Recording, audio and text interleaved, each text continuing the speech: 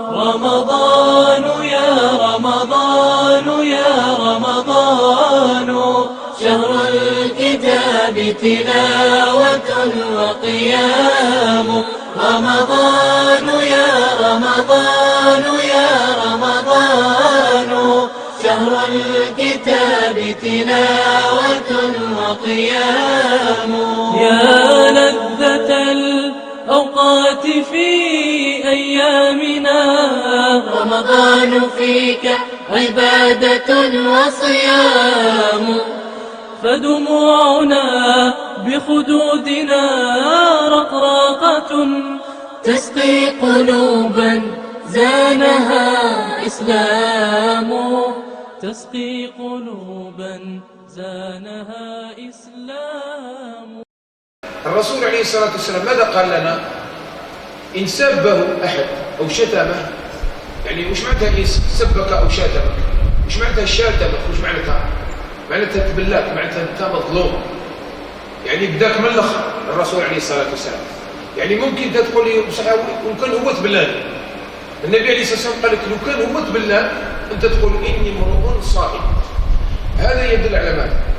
يدل على أن الإنسان يراجع نفسه ويذكر نفسه ويقول لنفسه إني امرؤ صائم، أنا صائم. لماذا يقول هذه الكلمة؟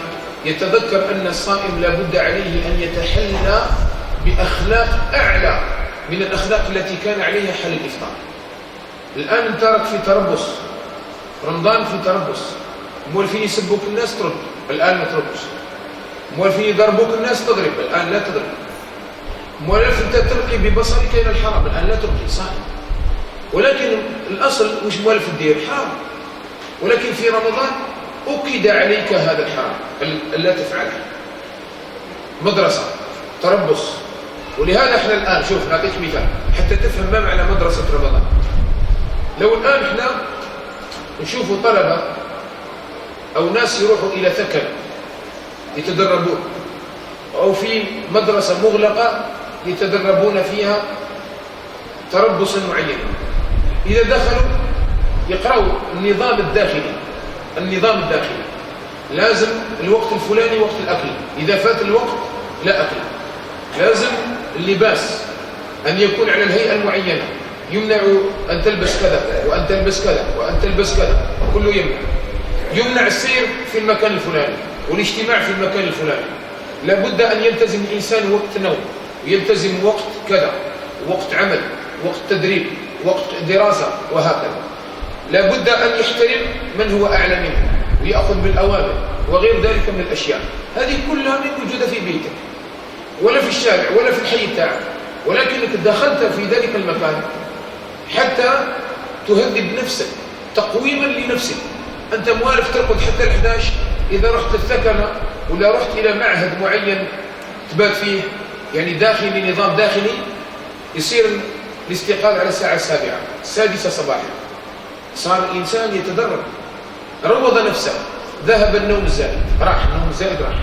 إذا كان الإنسان يلبس ما شاء ويحلق شعره كما يشاء في الثكنة أو في المعهد المغلق أو في المكان اللي فيه نظام داخلي كما يريد أو تريد تلك المؤسسة، كما تريد تلك المؤسسة، فليست على مزاجك. المزاج يوضع خارج المؤسسة. نفس الشيء في رمضان، مزاجك أنت يوضع خارج رمضان، ونفسك أنت توضع خارج رمضان. ولذلك إذا سبك أحد أو شتمك، نفسك ماذا تفعل لها؟ تضعها تحت قدمك، لأن النبي عليه الصلاة والسلام قال لك قل إني امرؤ صائم. وأين كرامتك؟ سبك الرجل، تسبك ما ترد، أين الكرامة؟ الكرامة عند الله سبحانه وتعالى. الكرامة ليست على المفهوم الذي نحن عليه، ليس أنك ترد الشتم وترد السب بمعنى أنك تتكرم وترد على نفسك وتتعزز، ولكن النبي عليه الصلاة والسلام علمنا وهذبنا وربانا عليه الصلاة والسلام.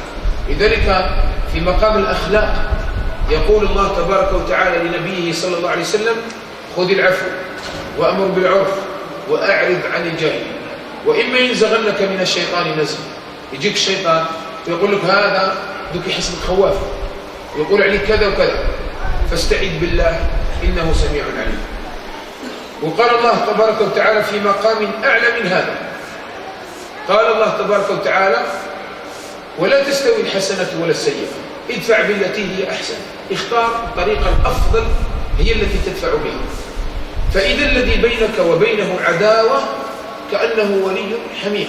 انظر، هو يعاملك بعداوة وأنت كأنه ولي حميم، بمعنى تعامله بشيء أكثر من الصداقة، ولي حميم. لهذا قال النبي عليه الصلاة والسلام: فاستعذ بالله إنه هو السميع العليم. أكدها بضمير الفصل عليه الصلاة والسلام، لأن هذا المقام اللي فيه ولي حميم يحتاج أمر زائد شوية، لذلك أكدها. فكان السياق ليس كالذي قبله إنه سميع عليم، وإنما كان بآكد ما هو عليه، وهو إنه هو السميع العليم.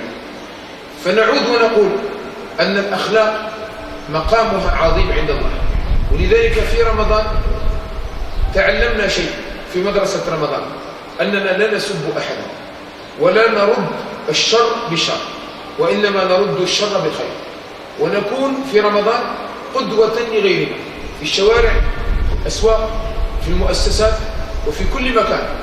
إذا تكلم معنا أحد لابد أن نبتسم ونقول: إني صائم.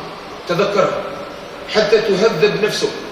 إذا واظبت على هذا خرجت من رمضان، خرجت من مدرسة رمضان يوم العيد، تصير بعد رمضان إن شاتمك أحد تذكرت كلمة إني صائم، حتى ولو كنت صائم تتذكر أن أفضل مقام تتخذه في ذلك الموقف هو أنك لا ترد عليه إذا سبك أو شتمك. هذه النقطة الثانية. النقطة الثالثة والعبادة الثالثة المشروعة في رمضان والتي تهذب نفوسنا هي الغوص في كتاب الله سبحانه وتعالى. ولذلك كان السلف رحمهم الله يصونون من الصيام، يصونون صومهم في رمضان بقراءة القرآن الكريم، لأن قراءة القرآن الكريم هي قراءة لماذا؟ قراءة لكلام الله سبحانه وتعالى. تقرأ من؟ تقرأ كلام الله. إذا فهمت ما معنى كلام الله ستفهم أمورا كثيرة. وأنت تقرأ في القرآن الكريم ستقف على 3 أشياء أو على شيئين مهمين، يعني بالأصلين: وتمت كلمة ربك صدقا وعدلا. ستقف في القرآن الكريم يأتيك أمر أو نهي، أحكام شرعية، افعل ولا تفعل، وأنت تقول سمعنا وأطعنا، سمعنا وأطعنا. كل كلمة في القرآن الكريم من نداءات الرحمن: يا أيها الذين آمنوا، وإلى نداءات الناس: يا أيها الناس، إلى غير ذلك، وأنت تسمع قول الله افعل أو لا تفعل من الأحكام الشرعية. أو من قوله: ويسألونك عن المحيط، ويسألونك عن الأهلة، ويسألونك. هذه كلها وأنت تستفيد وتقول سمعنا وأطعنا، تهذب نفسك على أن تلتزم أحكام الله. النوع الثاني: وعدلا، صدقا في الأخبار. هذه الأخبار النوع الثاني، القسم الثاني من أقسام القرآن هي الأخبار التي يقصها الله عز وجل علينا. هذه الأخبار إما هي قصص قد مضت في أناس سبقوا، إما هؤلاء الناس هم قدوة لنا. ضرب الله مثلا للذين آمنوا، وضرب الله مثلا للذين آمنوا امرأة فرعون إذ قالت رب ابن لي عندك بيتا في الجنة. قدوة قصها الله علينا. إذا مرينا بهذه القصة لابد أن نقف عليها ونقول سبحان الله، كم من امرأة اليوم زوجها طاغي وزوجها باغي وزوجها سيء الخلق ويشرب خمرا ويتناول مخدرات ويفسق ويفعل. ما هو هدفها؟ الجنة. تعبد الله، تقيم عبادة الله. امرأة فرعون، آسيا امرأة فرعون، عبدت الله تحت أكبر طاغية في الأرض. قدوة. نقرأ في القصص ونستلهم القدوة. أو كالتي أحسنت فرجها فنفخنا فيه من روحنا، كانت محصنة فنفخ الله فيها من روحه سبحانه وتعالى فكان لها عيسى بن مريم، وأخرجت لنا نبيا ورسولا. هذه المرأة صانت فرجها وحصنت نفسها وكانت قدوة لغيرها من النساء اللاتي لم تتزوج ولم ترزق بزوج أصلا وعبدت الله. الأولى عندها زوج صالح والثانية عندها زوج صالح فخانتهما، مرأة لوط ومرأة نوح خانتهما. والثانية الثالثة عندها رجل من أكبر الطغاة فرعون وقالت ربي ابني لي عندك بيتا في الجنة. والرابعة لا زوج لها، ما عندها زوج، مع ذلك أحسنت فرجها وكانت من أهل الجنة وسيدات أهل الجنة. 4 نساء ونحن نقرأ القرآن نسبح فيه. ننتقل شوية ونروح لسورة الأنبياء ونقرأ ما بين الآية 81 و 90. 3 مرات يقول الله فاستجبنا له، 3 مرات في زكريا وفي ذي النون وفي أيوب أصابه ابتلاء عظيم جدا، مرض، قال ربي إني مسني الضر وأنت أرحم الراحمين فاستجبنا له، استجاب الله له وبراه ربي سبحانه وتعالى ورد له أهله، جمع له أهله زيادة من عنده الله سبحانه وتعالى. دعا الله بأدب إني مسني الضر وأنت أرحم الراحمين، أدب الأنبياء وابتلاءهم. النوع الثاني ذو النون يونس بن متى في بطن الحوت من أعظم الابتلاءات،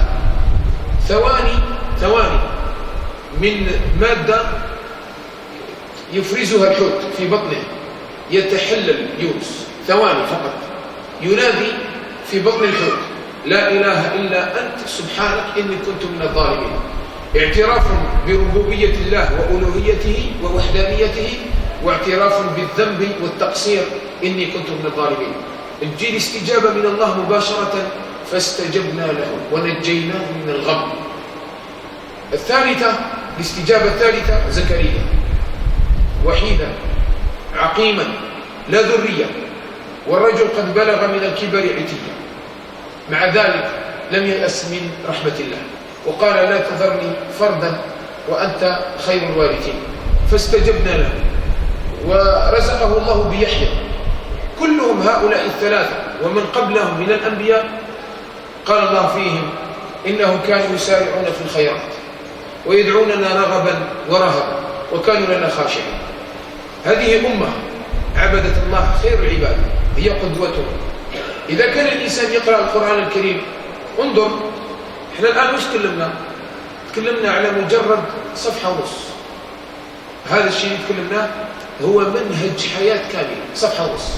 فما ظنك كنت تقرأ القرآن كاملا؟ إياك نعبد وإياك نستعين. ابن القيم رحمه الله يقول في مدارج السالكين، يقول كلمة إياك نعبد وإياك نستعين كفيلة أن تدخلك الجنة. إياك نعبد نحيي لك الرياء، وإياك نستعين تحقق عن الكبرياء، تعلمك التواضع.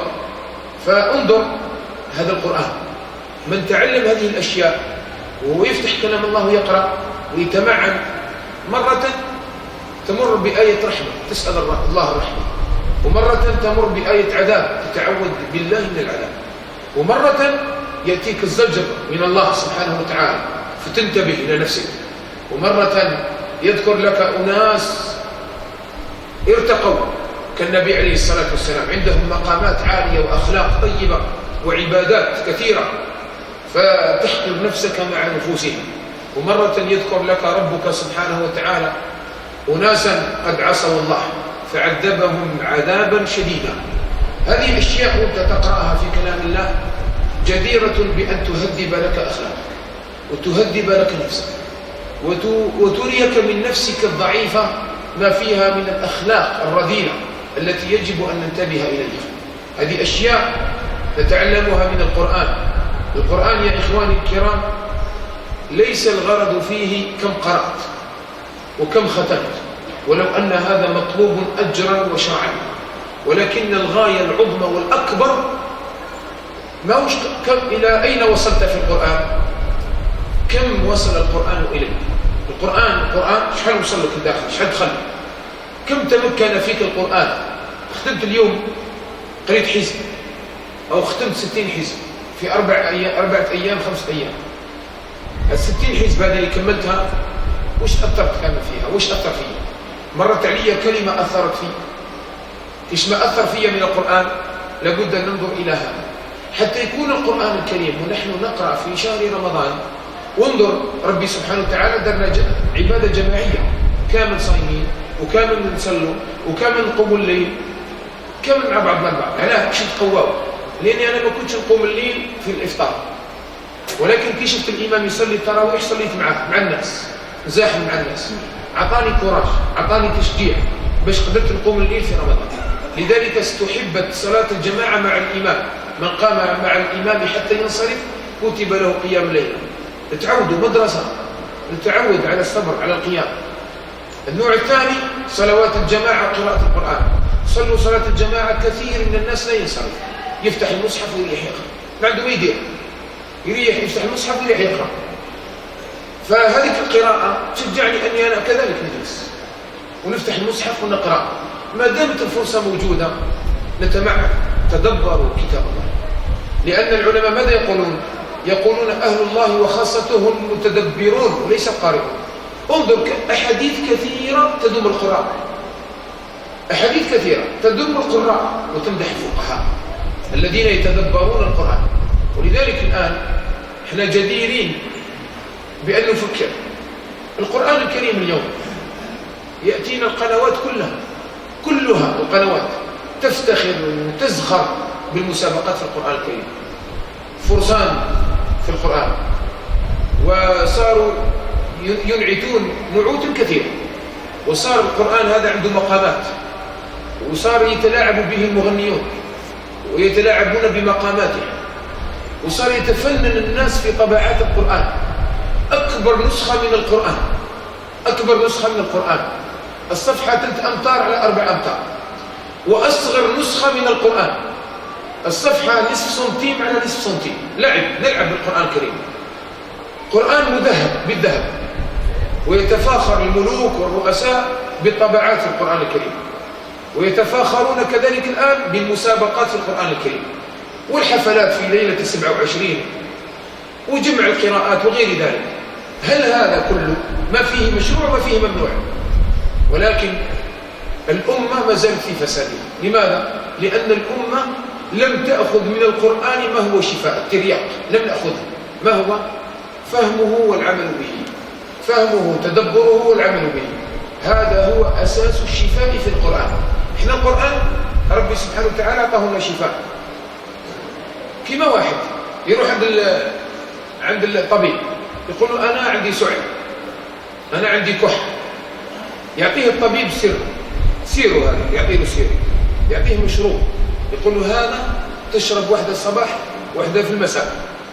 يجي الإنسان هذا يحكم هذا الدواء، يدهن به ويغسل به شعره ويدهن به وجهه ويفعل به كل شيء إلا أن يشربه لا يشربه. هل ينفعه؟ لا ينفعه.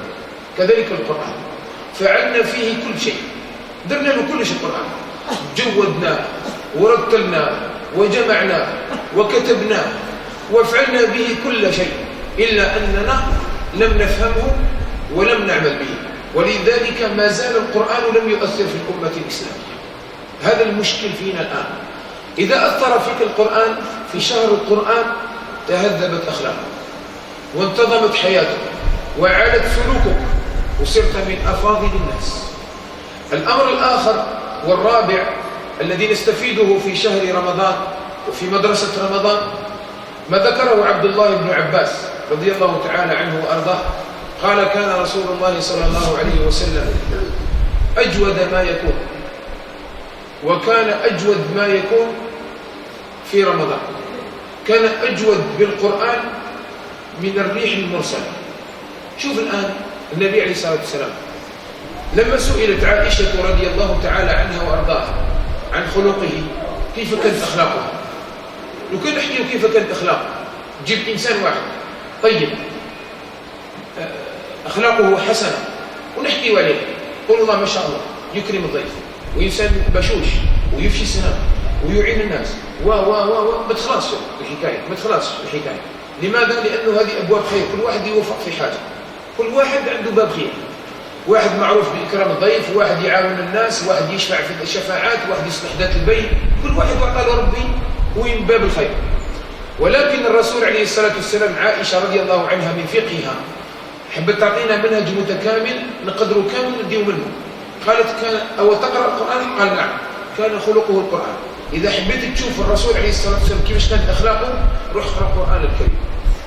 أخلاقه هي القرآن الكريم، ولهذا كان أجود بالقرآن من الريح المرسلة.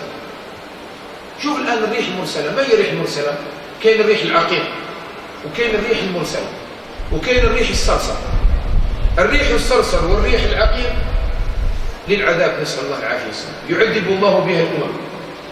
والريح المرسلة هي الريح وأرسلنا الرياح لواقح.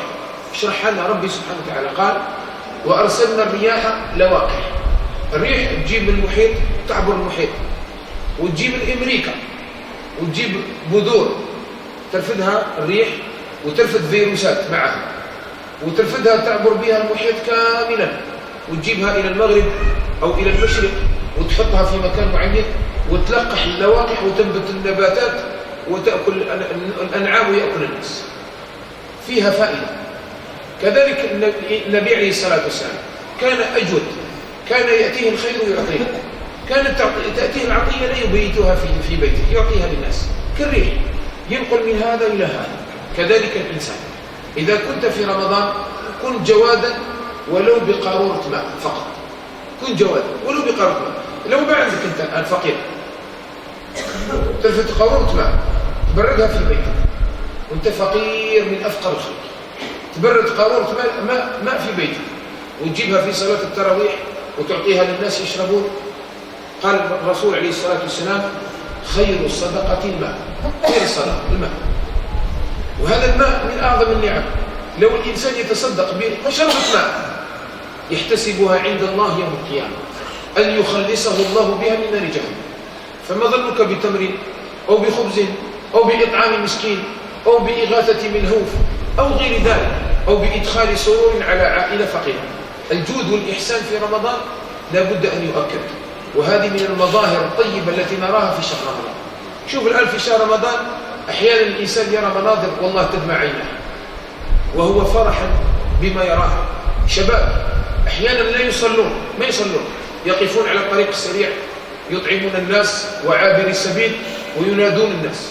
تذهب إلى بعض الولايات وبعض الأماكن في الطرقات، تدخل بعض الأماكن قبل المغرب في رمضان يتضارب عليك الناس، من يأخذك إلى بيته أو إلى مطعمه لتطعم عنده. مأكولات من كل الأنواع يتبرع بها الناس. الوجبة أحيانا تفوق 1000 دينار الواحد، يتبرع بها إنسان واحد، ربما يطعم 500 أو 100 إنسان أو 50 إنسان أو عشرات الناس، وهو لا يبالي. أين يذهب هذا المال كله؟ ملايين تروح هكذا، ما عندوش مقابل. مقابله والجزاء تاعه عند الله سبحانه وتعالى، ينتظر مقابل عند الله، وهذا محض الإيمان. ولذلك قال الرسول عليه الصلاة والسلام والصدقة برهان. لماذا الصدقة برهان؟ الصدقة برهان دليل على الإيمان. لماذا؟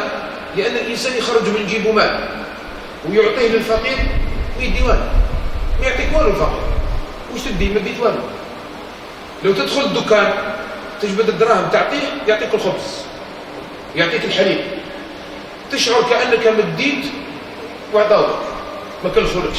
بصح الفقير تعطيه ما يعطيك شيء. أحيانا يرحم والديك ما يقولهاش، ما يشكرك، تعطيه شيء لا يعطيك شيء. ماذا تنتظر؟ انتظروا من الله سبحانه وتعالى. ولذلك أهل الجنة ماذا يقولون يوم القيامة؟ إنما نطعمكم لوجه الله لا نريد منكم جزاء ولا شكورا. ماذا كانوا ينتظرون؟ الجزاء من الله. ما هو الجزاء؟ فوقاهم الله شر ذلك اليوم ولقاهم نظرة وسرورا. هذا هو جزاؤك عند الله سبحانه وتعالى. هذه الخصلة الرابعة والعبادة الرابعة في رمضان. ذكرنا التقوى، الصيام، قراءة القرآن، والجود والإحسان. خصلة خامسة ولعلنا بها نختم، والخصال كثيرة، وهي العبادات عموما، وعلى رأسها قيام الليل. قيام الليل مع الإمام. قال النبي عليه الصلاة والسلام من قام مع الإمام حتى ينصرف. شوف الكلمة هذه، الكلمة هذه تدل على أن ثمة نفس تريد أن تخرج. صلي ركعتين يروح، 4 ركعات وبعد يبدأ الماتش، تبدأ الكرة، تبدأ المنافسة، لا سيما الأسبوع القادم كاين منافسات، يمتحن الناس، يمتحن الشباب، أيهم أعظم، الله أم المنافسة؟ قيام الليل، تقوم مع الإمام حتى ينصرف، حتى يوتر، تكتب لك قيام ليل. قال النبي عليه الصلاة والسلام: من قام رمضان إيمانا واحتسابا غفر له ما تقدم من ذنبه. اسمع جيدا: من صام رمضان إيمانا واحتسابا غفر له ما تقدم من ذنبه. من قام ليلة القدر إيمانا واحتسابا غفر له ما تقدم من ذنبه. 3 أمور، هذه 3 نعرفوها كل الحديث، كل الناس يعرفونها، ولكن كاين مغزى هنا، لغز لا يعرفه الناس. ما هو؟ كلمة إيمانا واحتسابا. كم من الناس يصوم رمضان ولكن ليس إيمانا واحتسابا، فيكون له الإجزاء ولا يكون له الجزاء.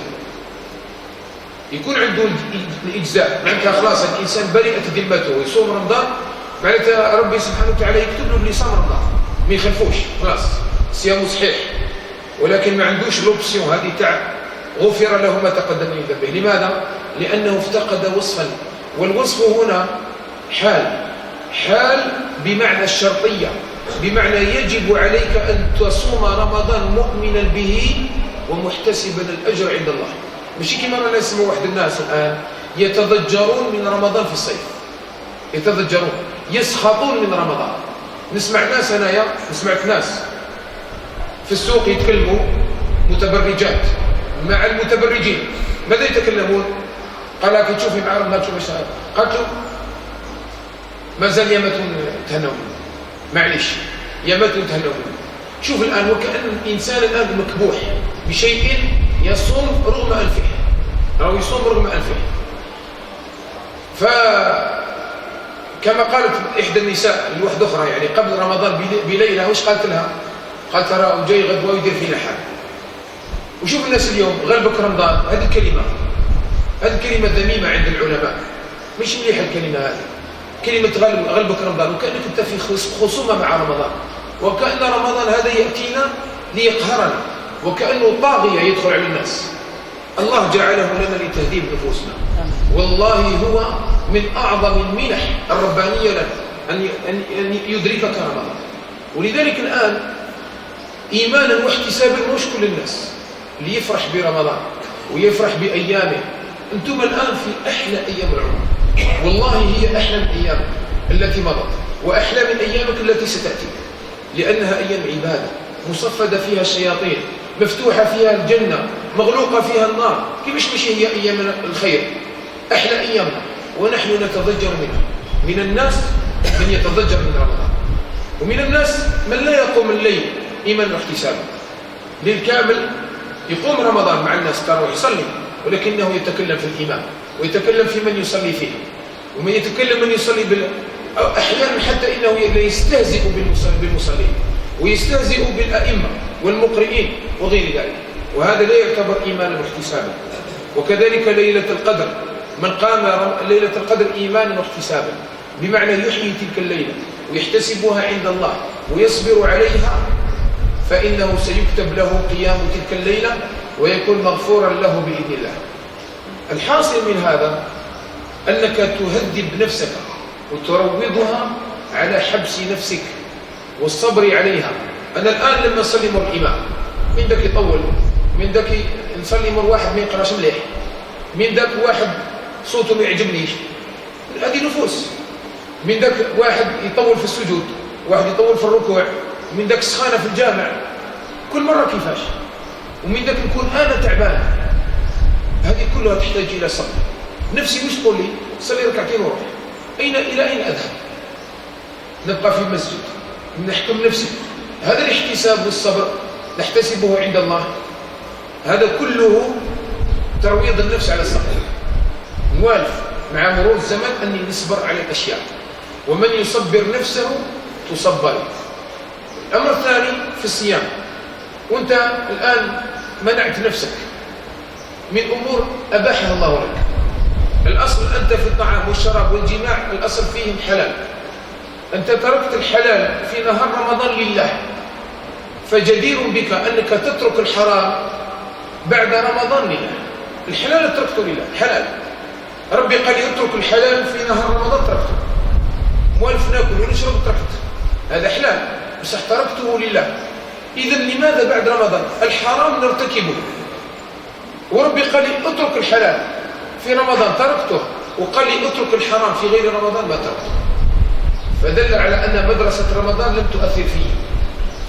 لابد أن نروض نفوسنا على أن نترك لله وأن نفعل لله، وهي من أعظم عور الإيمان، وبهذا تستقيم نفوسنا.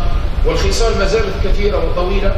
نسأل الله سبحانه وتعالى أن ينفعنا وإياكم بهذا الشهر الكريم، وأن يتقبل منا ومنكم الصلاة والصيام والقيام، وأن يجعلنا وإياكم من الذين ينادون يوم القيامة ويدخلون من باب الصائمين باب الرياض. ونسأل الله العظيم رب العرش الكريم أن يغيث اللهاف من المسلمين، وأن يرحم إخواننا في سوريا وفي العراق والجوع كذلك في كل مكان. ونسأل الله العظيم رب العرش الكريم أن يغفر لموتانا وأن يرحمهم وأن يشفي مريضنا وأن يفرج الكرب عن المكروبين. والله أعلم والحمد لله رب العالمين.